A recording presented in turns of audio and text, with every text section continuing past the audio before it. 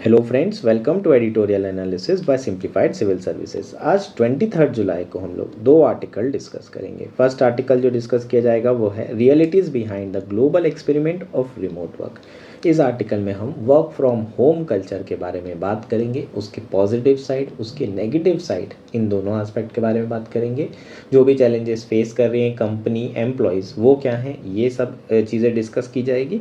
और इसके बाद में हम लोग वे फॉरवर्ड के बारे में बात करेंगे। एक मेंस का बहुत अच्छा सा क्वेश्चन तैयार करेंगे, GS1 में भी आ सकता है, GS3 में भी आपको पूछा जा सकता है। नेक्स्ट आर्टिकल जो डिस्कस करेंगे वो है एगनी ऑफ एग्जिट।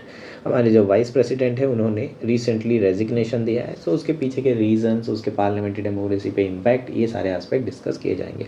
अगर आपको हमारा एनालिसिस पसंद आ रहा है तो प्लीज़ आप लोग लाइक करें, कॉमेंट करें, शेयर करें एंड सब्सक्राइब करें। आइए शुरू करते हैं हमारा एनालिसिस। हमारा फर्स्ट आर्टिकल है realities behind the global experiment of remote work. यह आर्टिकल द हिंदू में आया है। GS1 Indian society, GS3 Indian economy के पर्सपेक्टिव से काफ़ी इम्पॉर्टेंट आर्टिकल है। मेंस के लिए बहुत ज़्यादा इम्पॉर्टेंट होगा, प्रीलिम्स के लिए उतना ज़्यादा इम्पॉर्टेंट नहीं है। सो मेंस के लिए इम्पॉर्टेंट है तो एक मेंस का क्वेश्चन तैयार करेंगे। आर्टिकल बेसिकली किसके ऊपर आया है? वर्क फ्रॉम होम के ऊपर आया हुआ है। कोविड-19 के बाद से देखें तो लॉकडाउन लग गया था, सारे लोग घर से काम कर रहे थे। उसके बाद जब लॉकडाउन खुल भी गया तो बहुत सारी कंपनीज़ ने वर्क फ्रॉम होम को कंटिन्यू रखा। अभी क्या स्टेटस है इसका, ये समझ लेते हैं, और इसमें क्या इश्यूज़ और चैलेंजेस फेस करना पड़ रहा है कंपनी को, और एम्प्लॉयज़ का क्या एक इस पर्टिकुलर इशू पे स्टैंड है। ये सारे एस्पेक्ट को समझेंगे, क्या रिफॉर्म्स किए जा सकते हैं, ये सारी चीज़ें पर भी बात करेंगे। सो मेंस का जो क्वेश्चन तैयार करेंगे वो देख लेते हैं। Critically evaluate the impact of remote work on health, gender equity and productivity in developing economies, है ना। तो आपको इस तरीके का एक याद स्टेटमेंट भी पूछ सकता है, डायरेक्टली क्वेश्चन आ सकता है कि आपको बताना है कि जो रिमोट वर्क है उसका क्या इम्पैक्ट है लोगों के हेल्थ पर, जेंडर इक्विटी पर और प्रोडक्टिविटी पर, स्पेशली इन डेवलपिंग इकोनॉमीज। ठीक, तो ये हमारा क्वेश्चन रहेगा। शुरू कर लेते हैं। सबसे पहले इंट्रोडक्शन देख लेते हैं।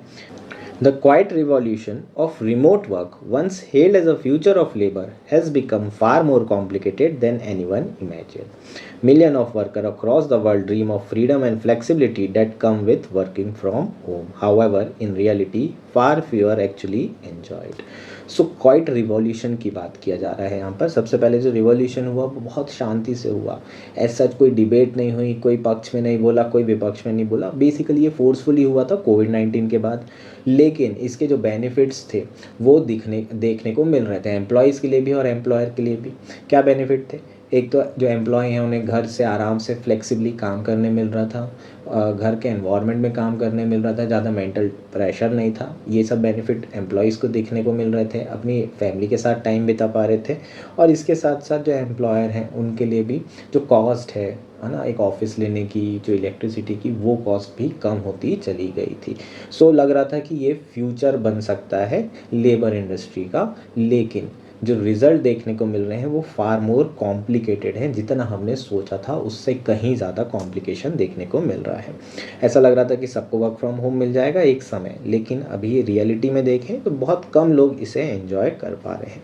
This gap between the aspiration and practice reflect a dense web of cultural expectation, managerial hesitation, infrastructure challenges and hidden cost of working outside the traditional office.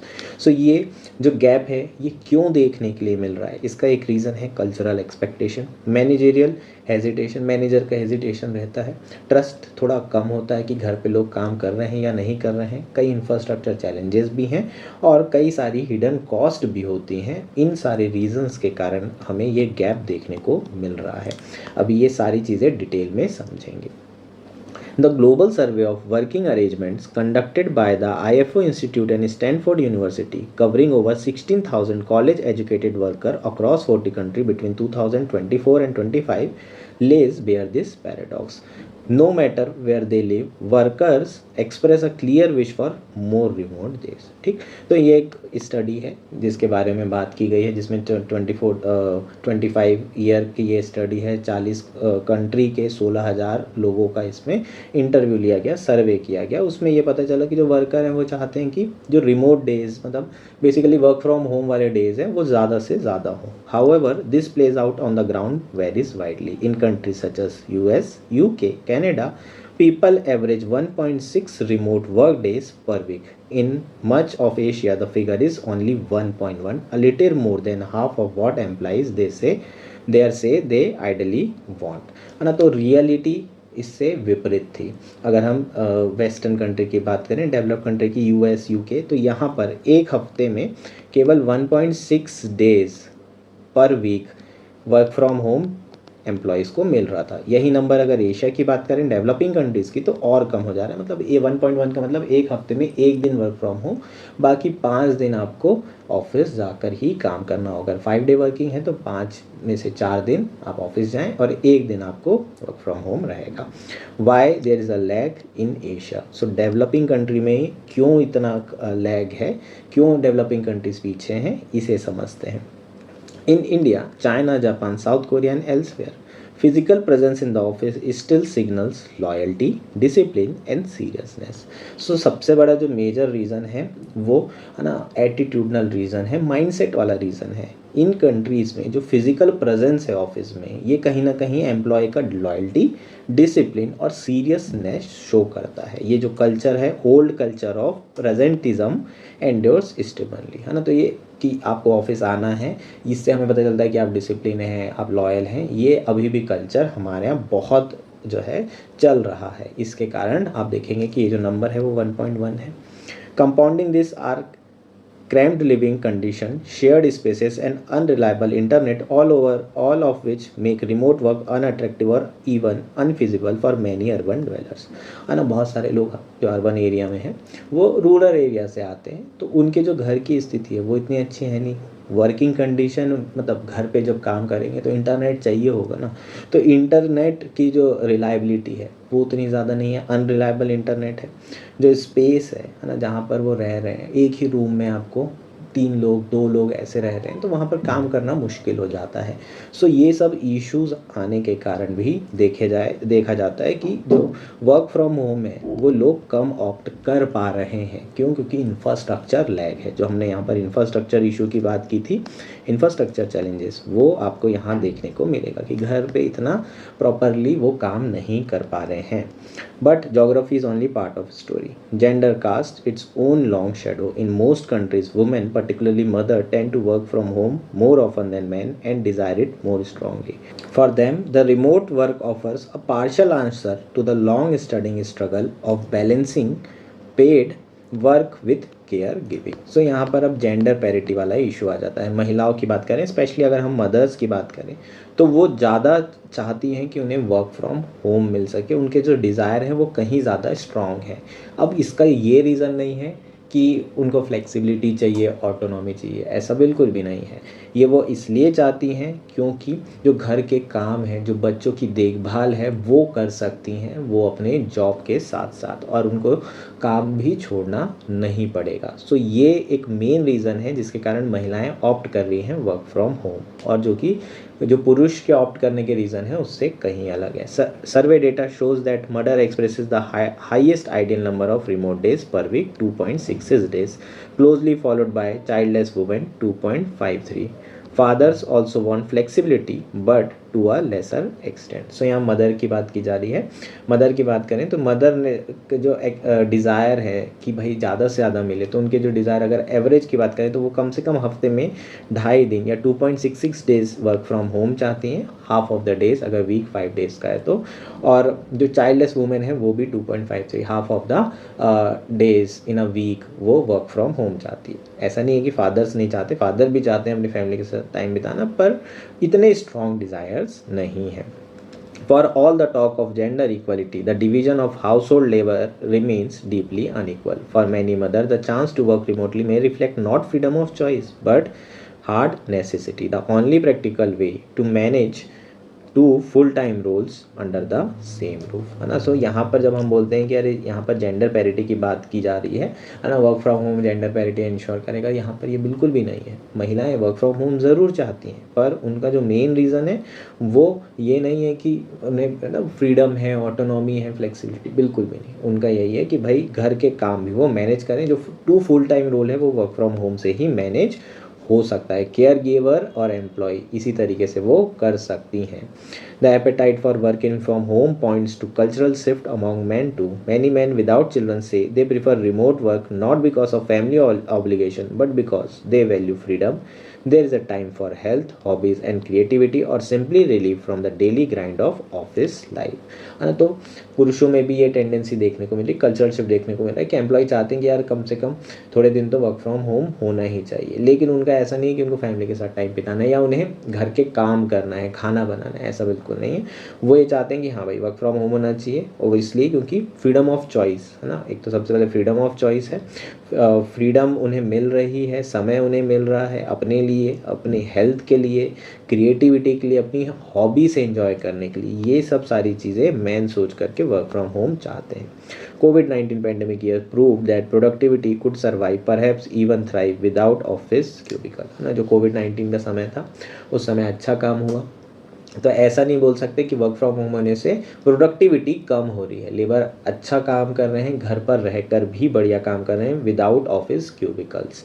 Having tested this autonomy many are reluctant to surrender it, क्योंकि अब ये autonomy लोगों को मिल गई है तो इसको छोड़ना नहीं चाहते हैं, इसको सरेंडर नहीं करना चाहते। Still the most striking revelation is the widening gap between what workers want and what they get. लेकिन जो इशू है वो अभी भी यही है कि जो एम्प्लॉयज़ है वो ज़्यादा वर्क फ्रॉम होम चाहते हैं और ऑफिस वाले उन्हें उतना ज़्यादा वर्क फ्रॉम होम दे नहीं रहे हैं। तो ग्लोबल एवरेज की बात करें तो ग्लोबल एवरेज जितने भी लेबर्स हैं उनका, है ना, सर्वे किया गया तो ये पाया गया कि कम से कम हर labour 2.6 days per week work from home चाहता है।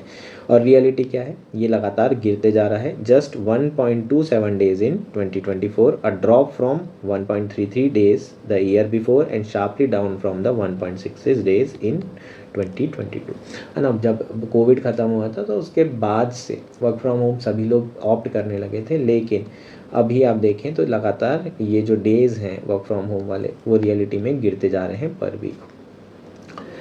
The worry about falling team spirit, lost oversight, and declining innovation are one of the main reason why employers do not want to give their employee work from home or remote days, है ना। तो क्या क्या reason है इसके पीछे। Employers का ये मानना है कि जो टीम स्पिरिट है यार वो ख़त्म हो जाती है। टीम सब लोग साथ में रहते हैं, मिलकर बातचीत करते हैं, काम करते हैं, तो बेसिकली जो वर्क है वो ज़्यादा अच्छे से होगा, टीम स्पिरिट बनी रहेगी। और जब आप साथ में रह के काम करेंगे तो इनोवेशन भी होने की संभावना है। जब आप टीम वर्क में काम करते हैं तो इनोवेशन होता है, एक ने कुछ आइडिया दिया, दूसरे ने कुछ आइडिया दिया, ऐसे में एक नया आइडिया निकल कर आता है, प्रॉब्लम सॉल्व करना आसान हो जाता है। और ये सब सारी चीज़ें कब होती है, जब आप लोग इंटरेक्ट करते हैं। और ऑनलाइन इंटरेक्शन बहुत ही, वर्चुअल इंटरेक्शन बहुत ही वीक इंटरेक्शन होता है, रियल लाइफ इंटरेक्शन भी नहीं होता। सो ये कुछ रीजंस हैं जिसके कारण एम्प्लॉयर नहीं देना चाहते वर्क फ्रॉम होम। कुछ इंडस्ट्री ऐसी है जहाँ पर रिमोट वर्क सक्सेसफुल हो भी नहीं सकता। कुछ ऐसी इंडस्ट्री है जहाँ पर लेबर की प्रेजेंस मतलब होनी ही चाहिए। इसके अलावा the risk of working from home especially to health becoming clearer, है ना। धीरे धीरे घर से काम करने में जो कॉस्ट है वो भी दिखाई देने लगी, स्पेशली जो हेल्थ से रिलेटेड। हम लोग बहुत सारे लोग घर पे रहना चाहते हैं, ऑप्ट करना चाहते हैं कि हेल्थ अच्छी रहे, लेकिन उसके कारण हेल्थ ख़राब भी हो रही है। Data from statistic consumer insight 2023 reveals that the remote worker are more prone to physical ailment, back aches, head aches, eye strain and joint pain. जो घर पे काम कर रहा है उन्हें कई तरह के इश्यूज़ आ रहे हैं, जैसे कि पीठ में दर्द हो जाना, सर दर्द होना, आई स्ट्रेन होना, जॉइंट पेन होना, इस तरह की चीज़ें ज़्यादा देखने को मिल रही है अगर वर्क फ्रॉम होम है तो। जबकि ऑफिस में जो लोग आ रहे हैं उन्हें इस तरह की चीज़ें नहीं हो रही है। तो इसका मेन एक रीज़न क्या हो सकता है, इसका मेन रीज़न ये हो सकता है कि भाई वो इंफ्रास्ट्रक्चर नहीं है जो ऑफिस वाले हैं, वो टेबल, वो चेयर, इस तरह की चीज़ें नहीं देखने को मिलेगी। इसके अलावा मेंटल टोल भी बहुत ज़्यादा देखने को मिल रही है। Isolation, blood boundaries, constant digital connection all exact a price, है ना। तो जब घर पे रहते हैं तो वही बात है, अकेले रहते हैं, कोई इंटरेक्शन नहीं, कोई साथ में घूमना नहीं, फिरना नहीं, ऑफिस पार्टीज़ नहीं हो रही है, पिज़्ज़ा पार्टीज़ नहीं हो रही, कॉर्पोरेट कल्चर पूरा ख़त्म सा हो गया है, इस तरीके की चीज़ें देखने को मिलती। तो मेंटल हेल्थ में भी, है ना, पूरे टाइम सिर्फ काम ही करते रहो तो वो मेंटल हेल्थ का भी थोड़ा नुकसान हमें देखने को मिलता है। Most homes after all are not designed for ergonomic safety and sustained mental focus. This isn't cost may explain why some companies are quietly pulling back on remote option. However, to abandon the model completely would overlook its real advantage, है ना। तो ये जो हमने बात की कि mental stress और इस तरह की चीज़ें, इंफ्रास्ट्रक्चर इशू, कल्चरल इश्यूज, ये सब सारी चीज़ें होने के कारण जो वर्क फ्रॉम होम है वो धीरे धीरे कंपनीज कम करते जा रही है। लेकिन इसके बेनिफिट भी हैं जिसे हम नज़रअंदाज नहीं कर सकते, जैसे कि greater autonomy, better work life balance, less commuting stress, higher job satisfaction, है ना। जॉब सेटिस्फेक्शन अच्छा होगा तो प्रोडक्टिविटी ज़्यादा होगी, प्रोडक्टिविटी मतलब लेबर अच्छे से काम करेंगे यार। उसके बाद वर्क लाइफ बैलेंस अच्छा होगा तो भी प्रोडक्टिविटी बढ़ेगी। कम्यूटिंग स्ट्रेस, एक जगह से दूसरी जगह ना बड़ा स्ट्रेस, बहुत टाइम वेस्ट होता है, इसमें कई घंटे वेस्ट होते हैं। तो जो पार्टनर है वो अपने अच्छा समय बिता सकते हैं, है ना, घर के काम कर सकते हैं, बहुत सारी हॉबीज़ को परसू कर सकते हैं, ये सब सारी चीज़ें पॉसिबल हो सकती है। इसके अलावा ऑटोनॉमी भी काफ़ी ज़्यादा है। तो ये सब बेनिफिट्स हैं जो कि छूट जाएंगे अगर वर्क फ्रॉम होम को हमने पूरी तरीके से छोड़ दिया। So what is the need of hour, what should be done? Hybrid work, hybrid model should be opt, है ना। हाइब्रिड मॉडल मतलब कुछ दिन आप वर्क फ्रॉम होम दीजिए, कुछ दिन आप जो है एम्प्लॉय को ऑफिस बुलाइए। Hybrid work, a carefully designed mix of home and office time, offer the best path for most job. However, hybrid models alone will not suffice. हाँ, तो हाइब्रिड मॉडल होना चाहिए, लेकिन सिर्फ हाइब्रिड मॉडल कर देने से वो काम बात नहीं बनेगी, कुछ रिफॉर्म्स भी करने होंगे। जैसे कि company must invest in making home offices safer, more productive and support healthy routine and breaks, create clear digital boundaries to prevent burnout, है ना। तो कंपनीज को थोड़ा सा अपनी जो पॉलिसीज़ हैं उसे बदलने की ज़रूरत पड़ेगी, है ना। जो ऑफिसेस हैं, होम ऑफिसेस, उसे थोड़ा सेफ़र बनाने पे फोकस करें। इसके अलावा जो ब्रेक्स हैं वो भी बहुत ज़रूरी है। क्या होता है ना, जब आपको वर्क फ्रॉम होम दिया जाता है तो एक ट्रस्ट की कमी होती है कि ये लोग पता नहीं काम कर रहे हैं या नहीं कर रहे हैं। तो आपको जो वर्क दिया जाता है वो कहीं ज़्यादा दिया जाता है रेदर देन कि अगर आप ऑफिस में काम कर रहे हैं, क्योंकि आप वहाँ दिखाई देते हैं, आप अपना लैपटॉप खोल के बैठे हुए हैं, कर रहे हैं, कुछ कर रहे हैं, तो आपको उतना वर्क नहीं मिलता। लेकिन यहाँ पर ऐसा लगता है कि पता नहीं काम कर रहा है कि नहीं, ट्रस्ट डेफिसिट होता है। तो ऐसे में वर्क बहुत ज़्यादा होता है, उसके कारण ब्रेक्स नहीं मिलते, तो इन सारी चीज़ों के कारण बर्नआउट होने के चांसेस रहते हैं। सो इन सब से रिलेटेड जो पॉलिसीज़ हैं उसे डेवलप करने की ज़रूरत है। सरकार को भी कैचअप करने की ज़रूरत है। Remote work demand fresh protection, universal broadband access, है ना, सभी जगह इंटरनेट की सुविधा होना बहुत आवश्यक है। सो ये सरकार अगर, है ना, करती है तो ज़्यादा अच्छा होगा। जहाँ पर प्राइवेट सेक्टर नहीं है वहाँ पर ब्रॉडबैंड पहुँचाना BSNL का काम है, सरकार का काम है। इसके अलावा stipends for home office upgrades and enforcement health standard, है ना, हेल्थ स्टैंडर्ड को एनफोर्स करना ज़रूरी है। जो होम ऑफिस है उसको अपग्रेड करने के लिए कुछ स्टाइपेंड देना ज़रूरी है। इस तरह की चीज़ें कही जा रही है, हालांकि सरकार ऐसा कभी नहीं करेगी। तो ये थोड़ा अनरीज़नेबल सा है, आपके आंसर में आप लिख सकते हैं पर उतना मतलब अच्छा नहीं है ये पॉइंट, ठीक। तो ये आपके कुछ ऐसी चीज़ें होंगी जो वे फॉरवर्ड में आ जाएगी। सो आप ये लिखेंगे कि हाँ, वर्क फ्रॉम होम के कुछ बेनिफिट्स हैं, कुछ इश्यूज़ भी हैं, लेकिन हमारा जो वे फॉरवर्ड होगा वो हाइब्रिड मॉडल होगा जो इन दोनों के बीच का बैलेंस बनाएगा। और इसके साथ साथ हमें कुछ चीज़ें कंपनीज़ को, एम्प्लॉयज़ को और गवर्नमेंट को करने की ज़रूरत है। और विच दोज आर, ऐसे करके 1 2 3 पॉइंट लिखा, ख़त्म। ये आपका मेंस का कंप्लीट आंसर हो जाएगा। होपफुली ये चीज़ें आपकी पूरी तरीके से समझ आ गई है। हमारा नेक्स्ट आर्टिकल है agony of exit. Article the Hindu में आया है, GS2 पॉलिटी मेंस के पर्सपेक्टिव से, प्रीलिम्स के पर्सपेक्टिव से इम्पॉर्टेंट है। आर्टिकल में हम हमारे वाइस प्रेसिडेंट के बारे में बात करेंगे। उन्होंने जो रिसेंटली रेजिग्नेशन दिया है उसके पीछे के पॉसिबल रीजंस के बारे में चर्चा करेंगे, प्लस उसके जो इम्पैक्ट हैं पार्लियामेंट्री डेमोक्रेसी के ऊपर उसके बारे में बात करेंगे, है ना। ऑब्वियसली ये जो डिसीज़न है ये एक एब्रप्ट डिसीज़न है, शॉकिंग है कि सडनली मिड टर्म में क्यों वाइस प्रेसिडेंट को इस तरह का स्टेप लेना पड़ा, क्या रीज़न्स हो सकते हैं। जो भी रीज़न है अभी तो स्पेकुलेटिव है, पर इन रीज़न्स के बारे में बात करेंगे। पॉलिटिक्स के बारे में थोड़ी बहुत बात कर ली जाएगी, लेकिन इसके ओवरऑल जो इम्पैक्ट है पार्लियामेंट्री डेमोक्रेसी के ऊपर, ये एक इंपॉर्टेंट आस्पेक्ट है जो हम लोगों को मेंस में भी पूछा जा सकता है, जो हमारे मेंस के आंसर में भी हम यूज़ कर सकते हैं। शुरू कर लेते हैं। The abrupt decision by Jagdeep Dhankhar to resign as a vice president of India raises several question about the relationship between the executive and parliament. जो एब्रप्ट डिसीज़न लिया गया हमारे वाइस प्रेसिडेंट के द्वारा, वो कहीं ना कहीं सीरियस क्वेश्चन रेज कर रहा है कि किस तरीके के रिलेशनशिप है पार्लियामेंट में और एग्जीक्यूटिव मतलब सरकार के बीच में। Also in focus are the dynamics within the ruling BJP. The Vice President is also the chairman of the Rajya Sabha. Mr. Dhankad is the first Vice President in the history to resign this way. Some of his predecessors who resigned before completing their term had the reason of moving on to get elected as a President of India. सो यहाँ पर जो important fact है आपके लिए, जो आपको state PCS वगैरह में पूछा जा सकता है, ये पहले ऐसे वाइस प्रेसिडेंट होंगे जो मिड टर्म में अपने टेन्योर के बीच में ही रिज़ाइन कर रहे हैं और इनका इलेक्शन प्रेसिडेंट के लिए नहीं हो रहा है। अभी तक के जितने भी वाइस प्रेसिडेंट अपने टेन्योर के बीच में रिज़ाइन किए हैं वो बेसिकली प्रेसिडेंट के इलेक्शन के लिए उनको इलेक्ट किया गया है, या उन्होंने वो इलेक्शन लड़ा है, इसलिए ही उन्होंने ये रेजिग्नेशन किया। ये पहली बार ऐसा हो रहा है कि एक वाइस प्रेसिडेंट टेन्योर के बीच में रिज़ाइन कर रहा है और उन्हें कोई और पद नहीं दिया जा रहा है। While his resignation letter cites health reason, it is clear that his decision was driven by other factor which remain speculative at this point, है ना। तो उन्होंने अपना जो रेजिग्नेशन है उसमें जो रीज़न बताया वो हेल्थ फैक्टर्स बताया, उनकी हेल्थ उतनी अच्छी है नहीं, लेकिन ऑब्वियसली जो कयास लगाए जा रहे हैं वो ये है कि कोई और रीजंस होंगे, सडनली एकदम से हेल्थ रीज़न तो नहीं आना चाहिए। He was active in his duties as a chair on the first day of monsoon session of the parliament and his office had also announce his public engagement for the week, है ना। तो अगर आप देखें तो वो अपनी duty निभा रहे थे, बढ़िया प्रॉपर चल रहा था, मानसून सेशन शुरू हो गया था, उनका पूरा हफ्ते का शेड्यूल आ गया था। सो उनके ऑफिस को भी जानकारी नहीं थी। अगर ऐसा कुछ होता तो हो सकता है कि शुरुआत में ही वो इस तरीके का रेजिग्नेशन अनाउंस कर देते, पर इस तरह की चीज़ें पहले से नहीं थी। सडनली हेल्थ का इशू एक दिन दो दिन में तो नहीं हो सकता।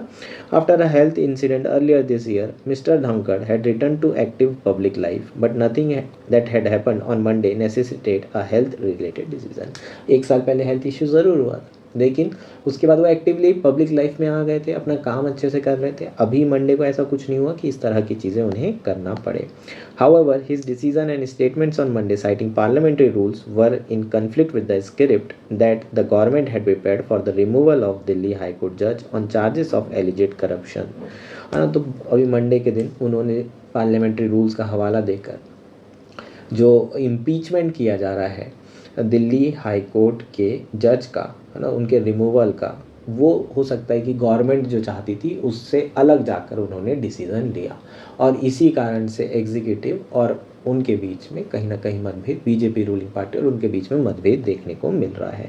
उनकी जो रिलेशनशिप है एग्जीक्यूटिव से वो थोड़ी बहुत ख़राब हुई है। But his position on judicial accountability and relative role of Lok Sabha and Rajya Sabha in seeking it turn out to be the inflection point as it appears. तो जो प्रॉब्लम देखने को मिल रही है वो क्या मिल रही है कि ये हमेशा से बहुत वोकल हैं जुडिशियल अकाउंटेबिलिटी के। कोलिजियम पर इन्होंने सवाल उठाए थे, इन्होंने जो करप्शन हो रहा है जुडिशरी में इस पर सवाल उठाए थे और ये चाहते थे कि जो एनजेक है, जो लॉ बनाया गया था नेशनल जुडिशियल अपॉइंटमेंट, है ना, जिस लॉ बनाया था एनजेक, जिसे सुप्रीम कोर्ट ने नल एंड वॉइड कर दिया था, अनकॉन्स्टिट्यूशनल घोषित कर दिया था under the doctrine of separation of power, उस लॉ को लाने के बारे में बार बार चर्चा में भी ये रहे हैं। पब्लिक प्लेटफॉर्म में उन्होंने ये सब बातें की हैं। सो बेसिकली जुडिशियल अकाउंटेबिलिटी की वो बात करते थे और वो चाहते थे कि जो लोकसभा राज्यसभा है, जो पार्लियामेंट है, वो जुडिशियल अकाउंटेबिलिटी इंश्योर करे, है ना। तो हमारे यहाँ एक चेक्स एंड बैलेंस वाला सिस्टम है। पार्लियामेंट एग्जीक्यूटिव को कंट्रोल करती है ना, चेक एंड बैलेंस रखती है। वहीं अगर आप देखें तो जो जुडिशरी है वो एग्जीक्यूटिव पार्लियामेंट उनको अकाउंटेबल करती, तो वहीं पार्लियामेंट का काम भी अकाउंटेबल करने का है जुडिशरी को। सो ये एस्पेक्ट के बारे में वो हमेशा चर्चा करते रहे और यही एक रीज़न है कि एग्जीक्यूटिव के साथ इनकी थोड़ा सा मतभेद बने रहे हैं।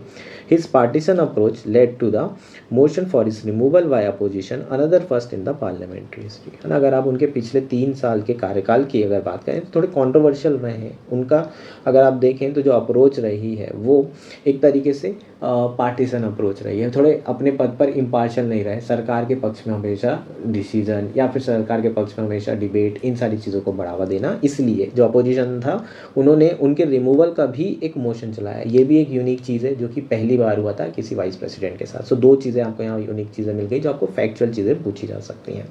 He question the inclusion of the word secular and socialist in the constitution publicly align with the RSS call for a debate on, है ना। तो आरएसएस ने बोला है कि भाई सोशलिस्ट सेक्युलर वर्ड कॉन्स्टिट्यूशन में नहीं होना चाहिए। इसी चीज़ों को इन्होंने भी बाहर दोहराया है, बार बार कहा है। और आरएसएस आइडियोलॉजी के हैं ही, पर इस तरह की चीज़ें आप कॉन्स्टिट्यूशनल पद पर आकर नहीं बोल सकते। रिस्पॉन्सिबली आपको चीज़ें बोलनी चाहिए। He has been champion of parliamentary supremacy in the context of judicial independence and vocal about the corruption in judiciary, जो हमने अभी बात कर ली कि जुडिशरी अकाउंटेबल के लिए वो काफ़ी वोकल थे। While seeking to uphold the supremacy of parliament and draw a line of acceptable conduct for the judiciary, he entertained an opposition move to impeach Justice Shekhar Kumar Yadav of Allahabad High Court, who had made communally charged remarks in public, है ना। तो इन्होंने क्या किया था कि opposition के द्वारा एक जज को और इम्पीच किया जा रहा था जिन्होंने पब्लिकली कम्युनल चार्ज रिमार्क्स किए, कम्युनल सेंटिमेंट्स हर्ट किए, ऐसे स्टेटमेंट दिए जो उन्हें नहीं कहना चाहिए था।